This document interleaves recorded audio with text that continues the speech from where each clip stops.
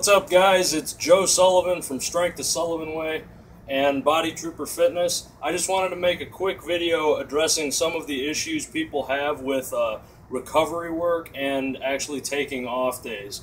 Because I myself have, I've been training for like around 6 years now, specifically for something, not just like lifting for high school football or whatever. But I've found like taking rest days, it's really, really beneficial. I only lift 4 days a week, where I only enter a weight room 4 days a week with the intent of moving weight.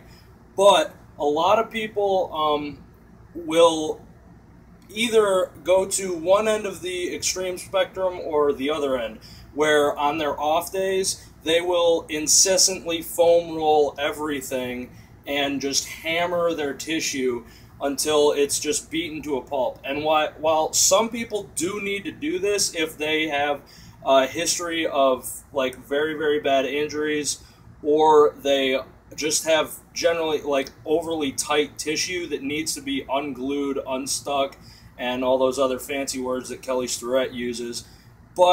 And then the other person will just take a rest day and not do anything. Just sit on their ass and not even think about lifting weights until the day after. And I've found that both ends of those are very, very counterproductive, at least for me and for a multitude of people that I've talked to. And my favorite thing to do on my rest days, or on the days where I'm not actually lifting the competition lifts, will either to go into the gym, or if you have a home gym, which I do, and sometimes I have access to. It's a very complicated situation. If I have access to it, I'll just go down there, do between 50 and 100 reps on the squat, bench, deadlift, just with the bar and nothing else. Just get circulation into the area, or into the areas that I've already damaged through my lifting sessions prior to that in the week. Or I will do this. These are Elite FTS bands. This is an Onyx mini band. This is an average band. These cost, I think I got them on sale for like 18 bucks for a pair, and then these were like $9 for a pair. It's not too expensive, and I'm sure if you searched around on the internet, you could find even cheaper options. But this is just something that I like to do on my off days, and I've found that I benefit from it incredibly.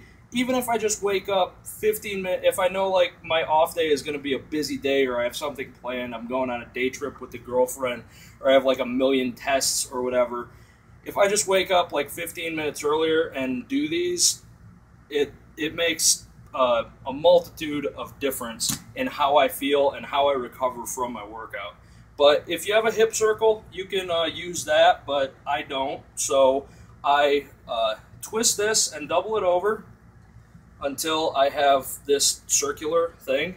Then I get it on my feet, and I not gracefully pull it up to my knees, and I simply place it right above the kneecap and like flex the glutes like I'm gonna do a squat. And I just go down, do 50 repetitions of a body weight squat, and just keep those knees out. Keep the pressure on your heels and on the outsides of your feet, and really, really focus on using your glutes to keep your knees out, and only allow that initial cave coming out of the hole, and then keep them out to drive your hips forward. Do 50 repetitions of that, then leave this on. Then you take your average band, or the stronger of the two bands that you own, get it behind your head, and then you're going to be like, hey, Joe, that looks like a good morning or a deadlift. And I'm like, yeah, I know. Do movements that help you recover from the main compound movements with an actual barbell. Focus on keeping your knees out and good morning it up. Push your pelvis forward using your glutes. Stick your butt out. Stretch those hamstrings, and up again, and up again. Focus on neutral spine. Really flex those glutes. You want to actually see movement in your glutes. Back, neutral spine, glutes forward, Do that for 50 repetitions or 100, depending on how tight you are. I'm telling you, you do it and you will loosen up. And then take your mini band, roll it over to your required resistance, and then just spread it apart. Squeeze your rear delt, squeeze your traps. I like to just vary at which point I pull it back towards me, just to try to hit different areas of the muscle. And just squeeze, squeeze.